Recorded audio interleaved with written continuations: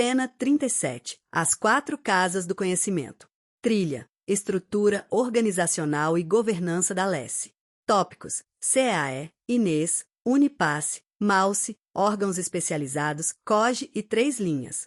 Objetivo: escolher o órgão adequado para pesquisa, formação, memória e governança. Duração estimada: 4 minutos e 55 segundos. Capítulo 1. Pesquisa estratégica não é curso. Dona Célia entregou a Lia 4 pedidos. Primeiro, estudar a viabilidade de um observatório de políticas públicas. Segundo, publicar uma pesquisa sobre participação cidadã. Terceiro, capacitar servidores em leitura de indicadores. Quarto, preservar bases e documentos históricos da Assembleia. Lia quase encaminhou tudo para a escola legislativa. Rafael colocou 4 caixas sobre a mesa. O Conselho de Altos Estudos e Assuntos Estratégicos, CEAE, produz estudos científicos e técnicos de caráter estratégico, inclusive análises de viabilidade que apoiam decisões legislativas. O Inês atua com pesquisa, produção editorial, seminários e participação social. Também pode apoiar discussões sobre planejamento público, como o PPA. As pesquisas produzidas pelo CEAE pertencem à LESSE, mas ficam sob a guarda do Inês. Lia percebeu a pegadinha. Produzir e custodiar não são necessariamente a mesma competência. Capítulo 2. Aprender e preservar. Rafael apontou para as outras 2 caixas. A Unipasse é a Universidade do Parlamento. Promove formação e capacitação para servidores, casas legislativas conveniadas e cidadãos. O presidente e o vice-presidente da Unipasse são deputados em exercício, com mandato de 2 anos e uma recondução.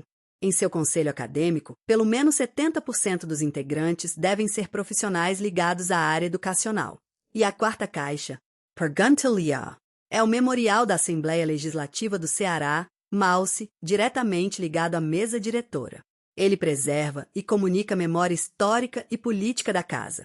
O diretor administra, o curador orienta a preservação e a narrativa do acervo. Lia distribuiu os pedidos: viabilidade estratégica ao CEAE, publicação e participação ao Inês, curso ao Unipasse, memória ao MAUSE. Capítulo 3. Quem governa o conjunto? O novo observatório reuniria riscos tecnológicos, jurídicos e administrativos. Dona Célia convocou o Comitê de Governança, COGE, coordenado pela Diretoria-Geral e composto por áreas centrais, como diretorias legislativa e administrativa e financeira, controladoria, procuradoria, CODIM e gabinete da presidência. O COGE reúne-se ordinariamente a cada 2 meses. Instala-se com 1/3 dos membros, mas suas deliberações são tomadas pela maioria dos membros. A Secretaria Executiva cabe à Controladoria. Lia apresentou as 3 linhas de atuação. Primeira linha: gestores executam as atividades e seus controles cotidianos. Segunda linha: áreas especializadas apoiam riscos, integridade e conformidade. Terceira linha: a Controladoria realiza avaliação independente. Rafael ainda posicionou 2 órgãos especializados no mapa: a Comissão Permanente de Ética e Inquérito Administrativo, vinculada à Procuradoria-Geral, atua em ética, apuração e prevenção. A Unidade Previdenciária administra tecnicamente benefícios e investimentos sob supervisão da Diretoria-Geral. Governança não toma o lugar de cada órgão, concluiu Lia. Ela faz as competências trabalharem com direção, risco e controle.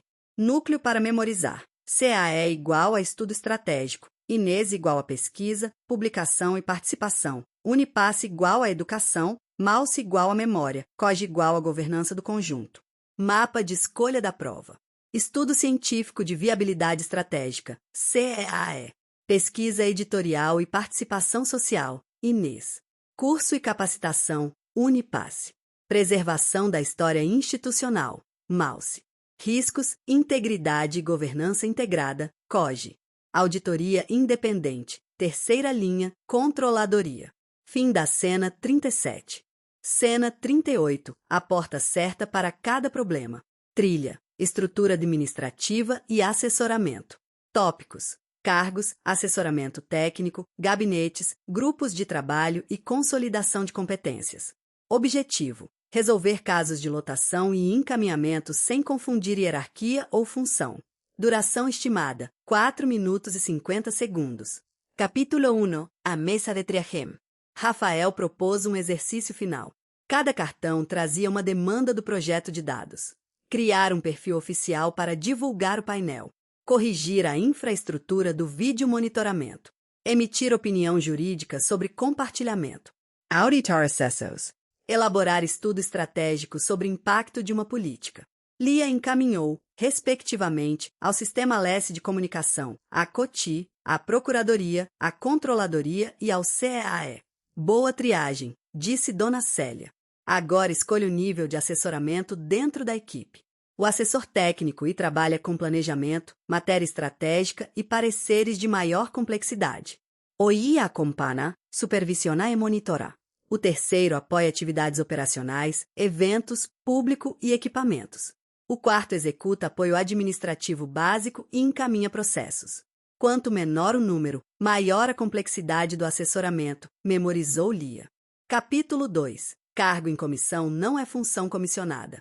Para reforçar o projeto, Dona Célia recebeu autorização para preencher cargos em comissão. Rafael lembrou. Pelo menos 20% dos cargos em comissão da estrutura administrativa devem ser ocupados por servidores de carreira. Essa reserva não se aplica automaticamente às funções de natureza comissionada. A nomeação também precisa respeitar as restrições de integridade da chamada ficha limpa. Os cargos são providos conforme a estrutura disciplinada pela mesa diretora. Lia organizou a hierarquia. A ALS identifica funções superiores de direção e assessoramento, funções de apoio. A diretoria-geral ocupa o topo administrativo, enquanto células e núcleos aparecem em níveis operacionais próprios. Ela também evitou outra troca. Secretário executivo da mesa diretora não é o mesmo que secretário de comissão parlamentar. O nome parecido não apaga a diferença de órgão e competência. Capítulo 3. Uma equipe temporária para um problema real. O painel exigia integração por 6 meses. Rafael sugeriu um grupo de trabalho. Em cada legislatura, podem existir até 30 grupos de trabalho, com no máximo 58 integrantes cada. As funções são preenchidas pelo presidente.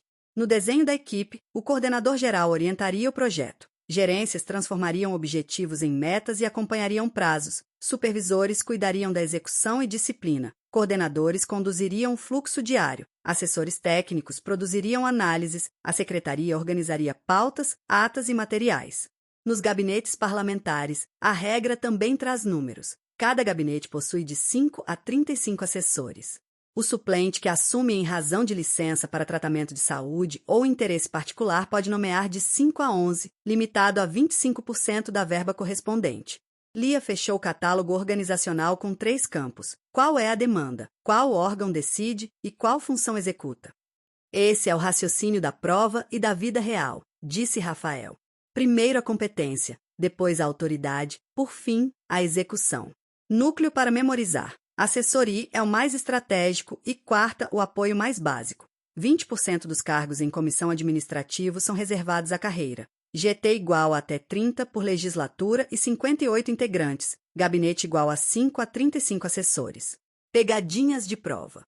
Cargo em comissão não se confunde com função de natureza comissionada. Órgão que audita não deve executar o processo auditado. Ferramenta tecnológica não transfere para a COTI a finalidade institucional de outra área. Nomes semelhantes não tornam idênticas as competências. Fim da cena 38. Cena 39. O brinde, o WhatsApp e a declaração de bens. Trilha, Código de Ética e Conduta dos Servidores da ALS. Tópicos: alcance, deveres, patrimônio, comunicação digital, inteligência artificial, conflito de interesses e brindes. Objetivo: reconhecer condutas éticas em situações cotidianas da área de dados. Duração estimada: 4 minutos e 55 segundos. Capítulo 1. Sou terceirizado. O código não se aplica. Uma empresa contratada enviou um especialista para ajudar Lia a treinar o modelo.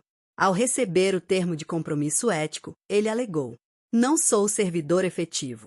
Rafael explicou que, para o código, servidor é expressão ampla. Alcança toda pessoa que preste serviço à ALS, independentemente do vínculo ou da remuneração, como efetivos, comissionados, cedidos, temporários, estagiários e terceirizados. No mesmo dia, um superior ordenou que Lia apagasse do relatório uma falha relevante do modelo. Posso recusar? Perguntou ela. Pode e deve recusar ordem manifestamente ilegal ou antiética, respondeu Dona Célia. O código também protege a identidade do denunciante de boa-fé e sua privacidade. Lealdade institucional não significa esconder irregularidade. Capítulo 2. Patrimônio e comunicação não ficam fora da ética. Ao atualizar o cadastro anual, um colega recusou-se a declarar seus bens. Lia enumerou os momentos da declaração: ingresso ou início do exercício, fim de cada exercício financeiro, término de gestão ou mandato, exoneração, renúncia ou afastamento definitivo, alteração patrimonial relevante e solicitação fundamentada da autoridade no interesse público. Recusar a declaração ou prestar informação falsa pode levar à demissão, alertou Rafael. Enquanto conversavam, chegou às 23 horas uma cobrança de rotina no WhatsApp pessoal.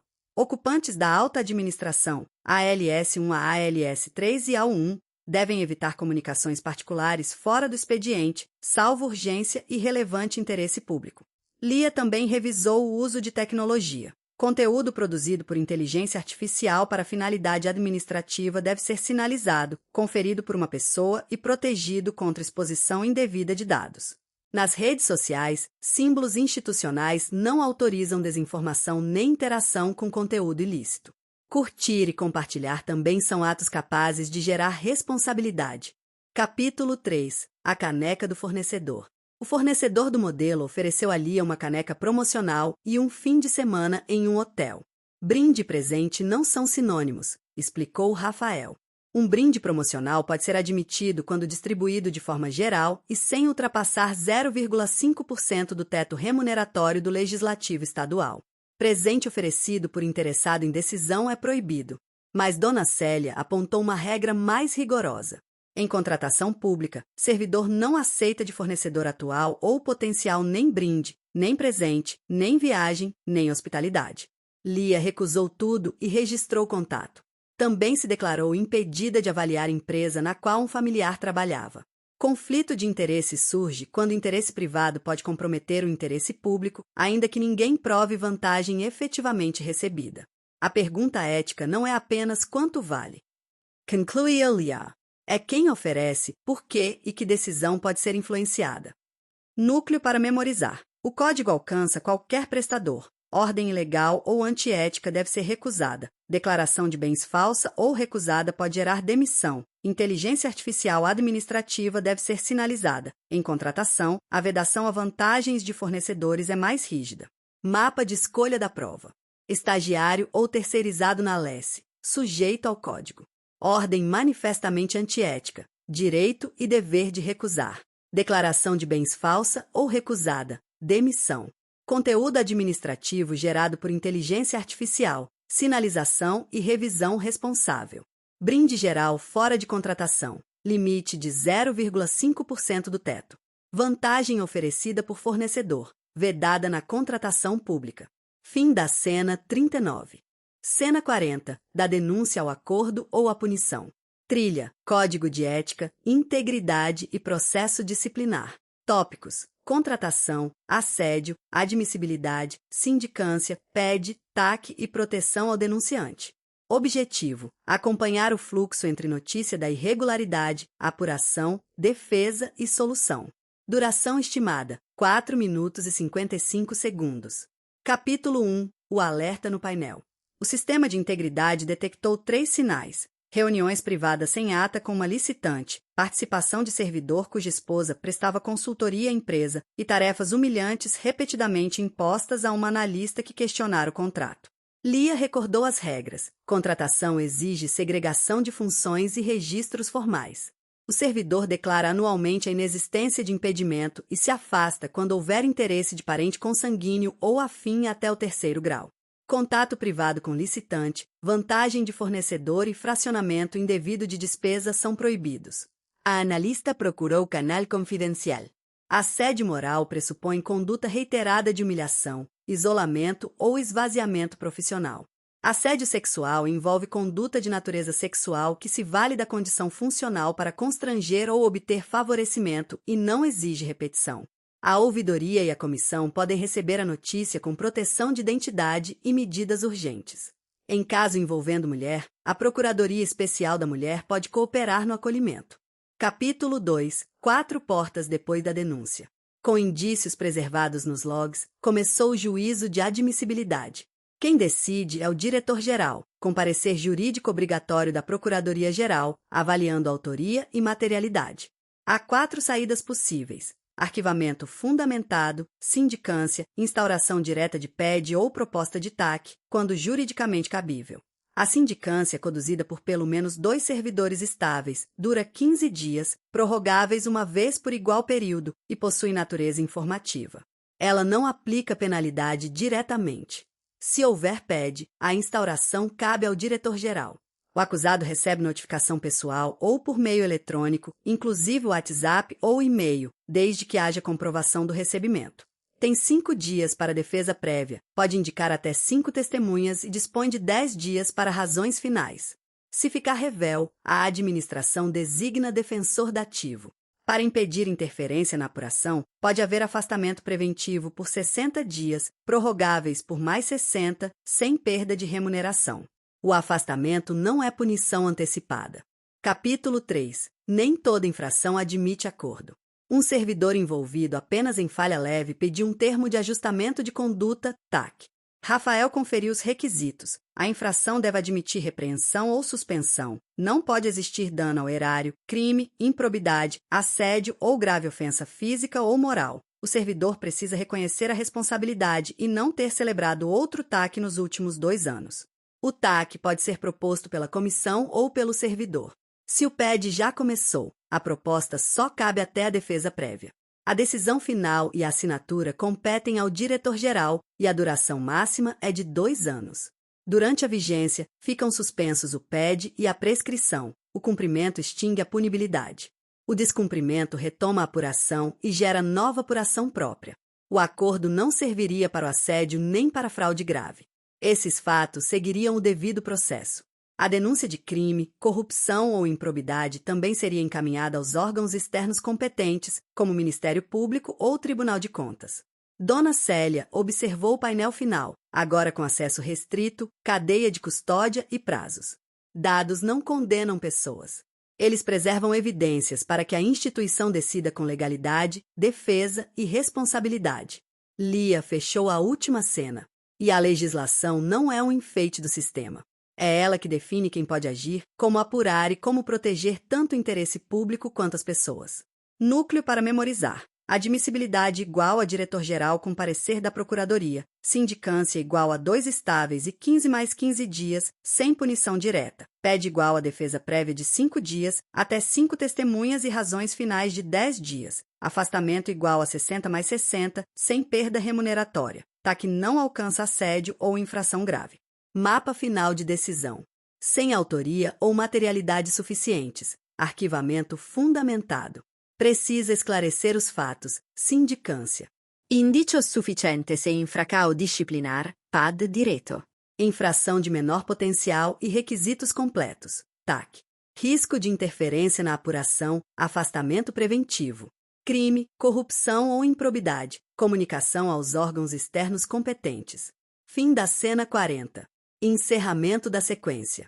Da primeira rotina funcional ao último processo de integridade, Lia aprendeu a transformar a legislação em perguntas práticas. Primeiro, qual regra se aplica? Segundo, qual órgão possui a competência? Terceiro, quem decide e quem apenas executa, orienta ou controla? Quarto, quais direitos, limites, prazos e provas precisam ser preservados? Esse mesmo roteiro serve para questões objetivas e para prova discursiva de análise de dados. Apresentar o problema, indicar a competência e a base normativa, propor controles técnicos proporcionais e concluir com proteção do interesse público e dos direitos envolvidos. Por chegar até o final. Inscreva-se, curta e compartilhe.